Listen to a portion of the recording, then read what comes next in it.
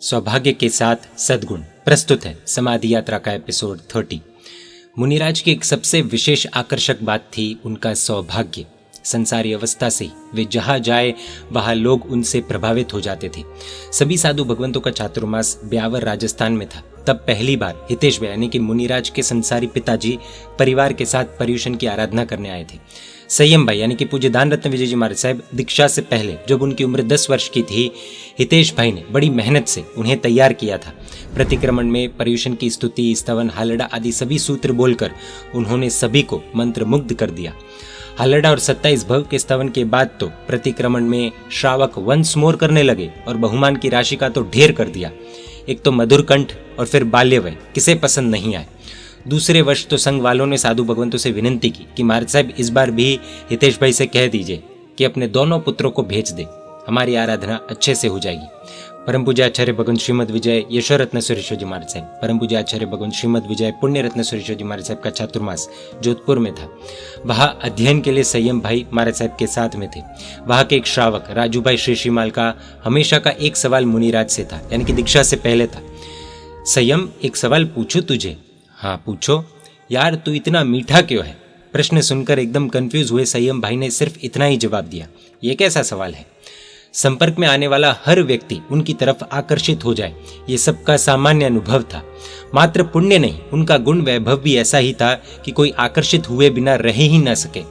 जोधपुर के क्रिया भवन में काम करने वाले मनोज भाई प्रतिदिन संयम भाई को नाश्ते में दूध पीने का आग्रह करते करते थक गए, लेकिन वे नहीं माने। दूध भाता नहीं था, इसलिए दूध पिए बिना ही नाश्ता करते थे।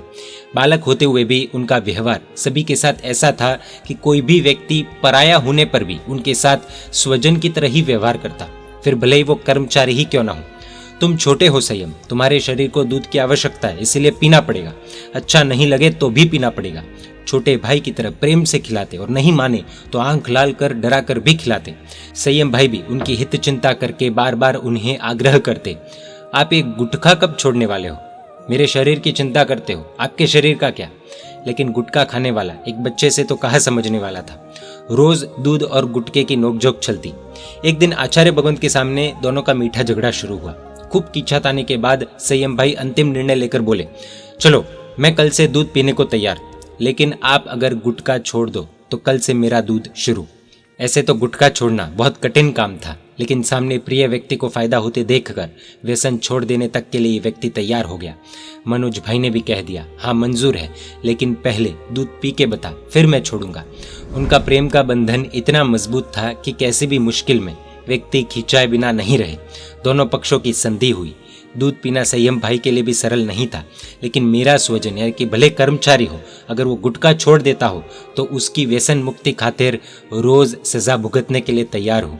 ये थी मुनिराज की पर कल्याण की भावना।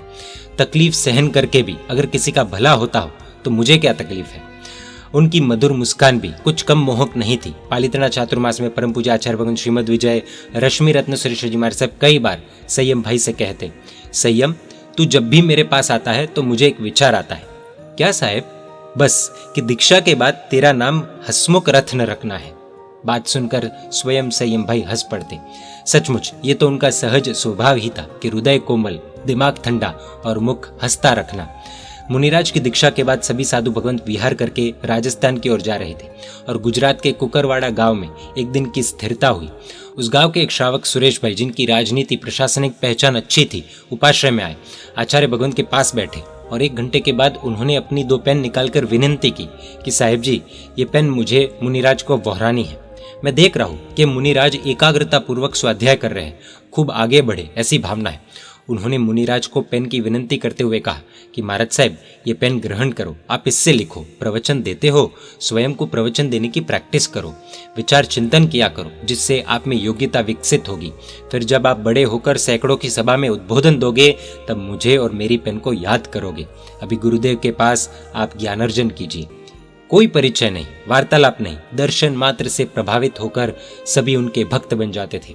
पूज्य गुरुदेव श्री गुणरत्न सुरेश्वर जी महाराज साहब की निष्ठा में सभी साधु भगवंत सांचौर पार्श्व शांति धाम की प्रतिष्ठा के लिए गए थे और प्रतिष्ठा के बाद गांव में कुछ दिनों की स्थिरता थी। ठंडी के दिनों में साधु भगवंत वहां से विहार करके आगे जा रहे थे। उपाश्रय से नीचे उतरे और सांचौर संघ के मुख्य ट्रस्टी नीचे खड़े थे। कोई भी पहचान न होते हुए भी उन्होंने गुरुदेव से कहा, महाराज साहब एक विनंती है, ये छोटे महाराज साहब की उम्र बहुत कम है, इसीलिए बहुत ध्यान रखना, खास विनंती है, बहुत ध्यान रखना। सभी को आश्चर्य हुआ कि पहली बार देखा है और 1 मिनट के दर्शन से ये भाई इतने अनुराग वाले कैसे हो गए। लेकिन ये तो मुनिराज की विशेषता थी कि परिचय बिना ही सभी को परिचित बना देते थे। उनका कंठ इतना मधुर था कि एक बार जो सुनता वो बार बार उनकी गाई हुई स्तुति, स्तवन या सज्जाएं सुनने के लिए ललायित रहता। श्रावकों को प्रतिक्रमण में आने की प्रेरणा करे तो कई श्रावक शर्त रखा करते कि मुनिराज श्रीदान रत्न विजय जी महाराज साहब स्तवन या सज्जाएं बोलेंगे तो मैं आऊँगा।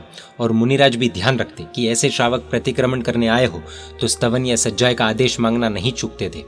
मुनिराज के मुख से स्तवन सुनने के लिए अक्सर साधु साध्वी जी भगवंत उनके चैत्य वंदन के समय मंदिर में हाजिर हो जाते। मुनिराज को ख्याल आ जाए कि मुझे सुनने आए हैं तो उन्हें सुनाई दे, इस तरह से गाकर उनकी इच्छा पूर्ण करते। श्रोता उनके स्तवन सुनते सुनते दुनिया भूल जाते। मुनिराज के साथ जिसने भी एक दिन का सहवास किया हो उनके हृदय पटल पर वे अंकित हो जाते। कई गुरु भगवंतों का एक विशेष अनुभव रहा है कि मुनिराज के साथ निकटता रखने वाले हर एक महात्मा उत्तम रस वाले ही थे। मुनिराज ने कभी विखता या फिर पंचायत आदि में रस रखकर किसी के भी साथ संपर्क नहीं रखा। मात्र स्वाध्याय, गुणानुराग, सहायक भाव आदि के कारण ही किसी के साथ भी संबंध रखा। परम पूज्य गुरुदेव श्री गुणरत्न सुरेश्वर जी महाराज साहब के अतिरिक्त परम पूज्य सिद्धांत दिवाकर, गच्छाधिपति आचार्य भगवान श्रीमद विजय जय घोष सुरेश्वर जी महाराज साहब भी मुनिराज की अत्यंत संभाल लेते थे। समय समय पर उनकी तबीयत के समाचार लेकर उपचार के लिए सलाह देते थे। मुंबई के डॉक्टर को भी खास कहकर मुनिराज की जांच के लिए सूरत भेजा था। उन्होंने मुनिराज के संकल्प से जाप आदि आराधना करके खूब कृपा बरसाई थी। सरस्वती लब्ध प्रसाद परम पूज्य आचार्य भगवान श्रीमद विजय रत्न सुंदर सुरेश्वर जी महाराज साहब अभी तो मुनिराज से मिले भी नहीं थे। उससे पहले ही अन्य महात्माओं के मुख से उनका गुणानुवाद सुनकर उनसे मिलने के लिए उत्कंठित हो गए थे और उनकी अस्वस्थता जानकर मिले न हो फिर भी अनेक बार समाधि पत्र लिखकर उपकृत किया था। 2 वर्ष के बाद पहली बार जब बलसाना तीर्थ में मुनिराज से मिले, उसके बाद उन्हें स्वयं ऐसा अनुभव हुआ कि जैसे भवभव की प्रीति हो, अपूर्व आत्मीयता का संवेदन हुआ। करोड़ों लोगों को प्रवचन से मंत्र मुग्ध करने वाले पूज्य श्री ने स्वयं मुनिराज को पास बिठाकर 3-4 घंटे तक उनकी आत्मकथा मस्ती से सुनकर आनंद लिया और उनके मधुर कंठ से स्तवन सज्जाएं सुनकर तृप्ति का अनुभव किया। उसके बाद पूज्य श्री ने जो कृपा बरसाई उसका बयान कोई नहीं कर सकता है। ऐसे तो कई साधु भगवंतों को मुनिराज से बहुत आत्मीय लगाव रहा है। ये मुनिराज का एक विशेष प्रकार का सौभाग्य था कि हर एक व्यक्ति को उनके प्रति लगाव हो जाता था। परम पूज्य पन्यास प्रवर श्री लब्धि वल्लभ विजय जी महाराज साहब ने इनके बारे में क्या कहा था, देखिए। मुनिराज का पंडित मरण जिन्होंने देखा, जिन्होंने सुना, उन सभी को एक अशब्द शिक्षण प्राप्त हुआ। जय जिन शासन, जय महावीर।